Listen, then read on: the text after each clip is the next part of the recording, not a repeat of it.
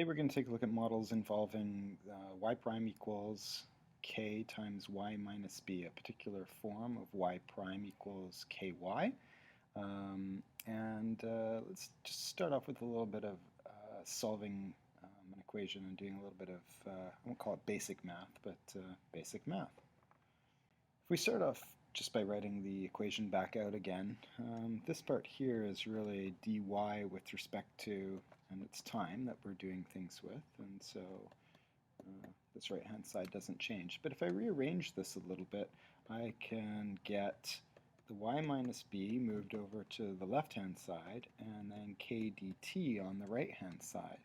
And now I can go ahead and take an integral of each side, and by doing that I end up getting ln of y minus b equals, and the derivative, the antiderivative on the right hand side is kt, and there's going to be some constant applied to taking the antiderivative, so I'll just add a plus c onto that side. And doing a little bit of solving, for instance, getting rid of the lns, I could just have y minus b. This gets raised e to the kt plus c, becomes my exponent, and if I add a b to both sides, I get something that looks like this. And then this part is a little bit tricky. If you get e to the kt plus c, that's the same as e to the kt times e to the c. And since c is some arbitrary value, e to the c is also some arbitrary value. So this part can get simplified to c, some arbitrary value. That's that part gone. And then e to the kt plus b. That's a little bit complicated, but again, because e to the c can be any value, because c can be any value, I'll just call that any value c. And now I've got a solution for this initial condition. And it's pretty cool how there's some really neat applications for this coming up, but anytime you see an equation modeled with y prime equals k bracket y minus b, you can automatically know that the solution for y is going to be c times e to the kt plus b. So let's do an example, and then we'll go take a look at a really neat application for this. So there's the summary of the transformation that I just did algebraically, and here's our first example. If the first derivative is equal to negative 2 times y minus 1, I know I'm going to get a certain solution. And so I know my k value is negative 2, and I know my b value is positive 1, so I can start putting that in here. I don't know my c, e to the negative 2t, and then plus 1. So there's the general solution. But a particular solution would take place if I knew what my c value was. So I might know my c value is 2, and then I get a certain solution, a certain graph. I might know it if it's negative 2. Basically, this plus 1 means that you've got some asymptote across here at plus 1, and then an e to the something graph is an exponential graph.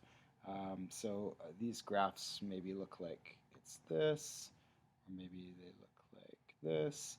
That depends on the c value. So if the c value is positive, it would be the upper one. If it's negative, it could be the lower one. And so there's lots of solutions. As I said, this is a general solution. We can get any particular solution by knowing a c value. And there's some really neat, as I said earlier, applications of this. The coolest one is known as Newton's law of cooling. So let's take a look at that and how it ties into this picture that I've just drawn here as well. Okay, so Newton's law of cooling changes some of the variables just so we have a couple different letters to them, but y prime is equal to, we use negative k because k has to be less than 0 will ensure that as t goes to infinity it converges and doesn't diverge. And T sub 0 is the ambient temperature of wherever you happen to be, usually inside a building. and K is the cooling constant. And so what you have here is a equation that is modeling, okay, I know how warm something is to start, and I know how quickly it's reaching some ambient temperature,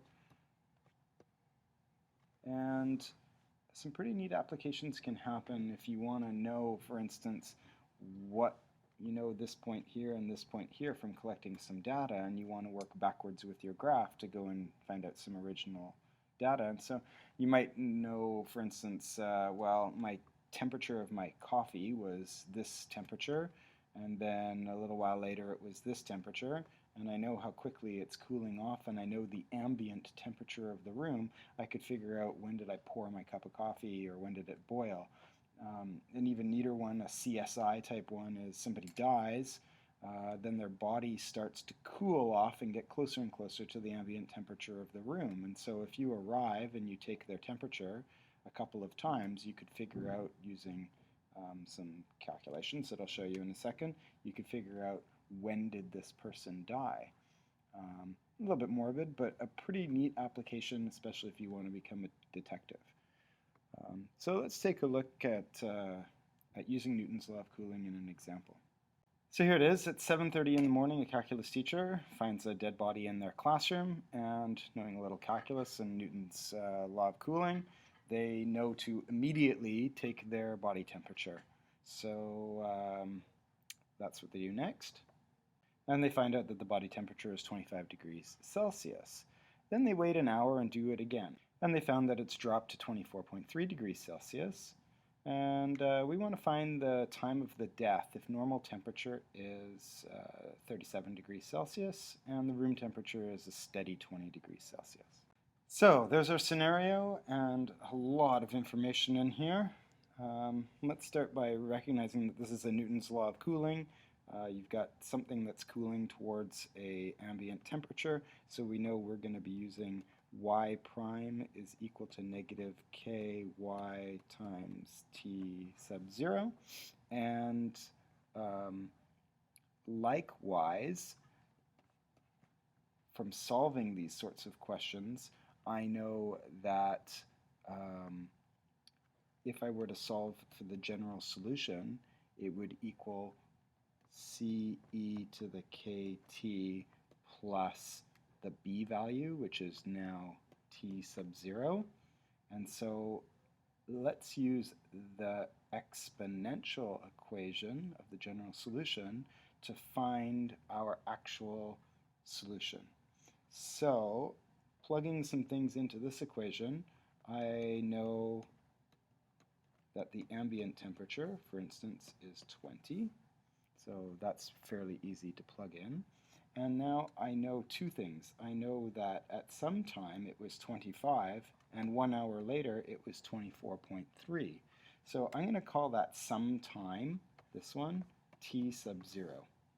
I'm going to make that time, not t sub 0. That's when time is going to equal 0. And that's going to be 7:30 in the morning. It's going to be my 0 time.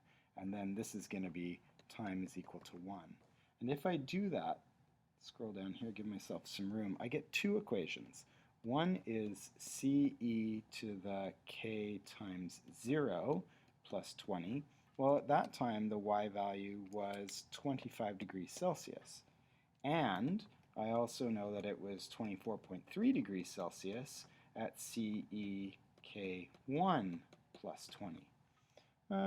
Substituting and solving this out a little bit, subtract 20 from both sides, I get 5 is equal to CE to the K. K times 0 is actually 0, and e to the 0 is 1. So now I know what my C value is. So let's use that in this one. 24.3 is 5e to the k times 1 plus 20. Subtracting 20 gives me 4.3. Dividing 4.3 by 5 gives me 0.68. 0.86. And now I need to ln both sides to get my k value. Now that I know my k value, I have a new equation that looks like 5e to the ln 0.86 times t plus 20. There's my particular solution for this scenario, and I want to know at what time was the temperature 37 degrees. So now I go ahead and solve this for t.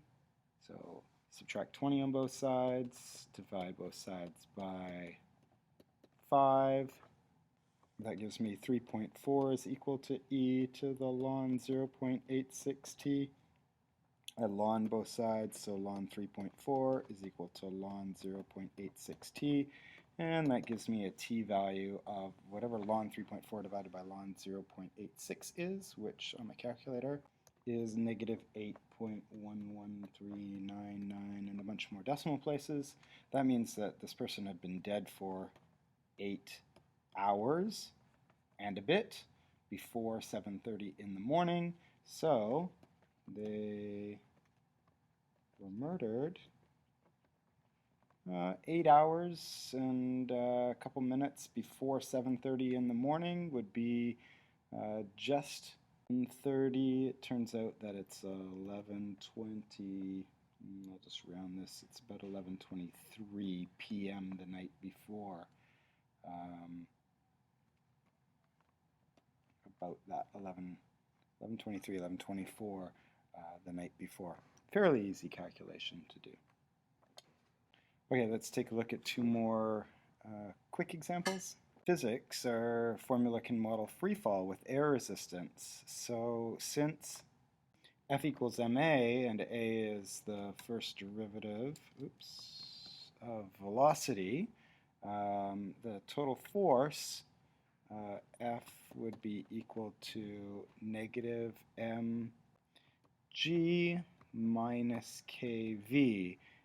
This is the force due to gravity, and this is the upward acting force when falling, and it's proportional to the velocity. So when you're free falling, there's some force of gravity and there's some force acting against you that's proportional to your velocity. Since these are equal to each other, we know that mv prime is equal to negative mg minus kv, and this is very similar to our original equation. If you do a little bit of manipulation, you get. And the general solution for this is v equals negative m times g over k plus c e to the negative k over m times t. And this part here is your terminal velocity. It's the fastest that you can go, what you approach. I'm not going to do an example of this, but that's an example of how this works with Newton's law of cooling, or Newton's law of falling through the air. Another one is a business or a finance one, so let's take a look at that. So in finance, an annuity is an investment with some original investment amount called the principal that earns compounding continuous interest. But with an annuity, the money is withdrawn at regular intervals. And so P sub t will be the balance after t years. And how quickly this annuity is changing is based on some rate times how much money you have in it at that time minus n, which is how much you're taking out. And again, rearranging this gives you formula R is equal to P of t minus n over R, which fits our formula from before, and therefore we can get a general solution to this, which would be P of t is equal to n over R plus C e to the RT. So that's our general solution.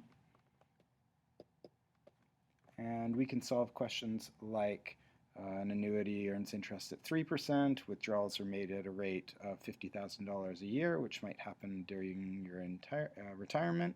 When will the annuity run out of money? If the initial deposit is $1 million.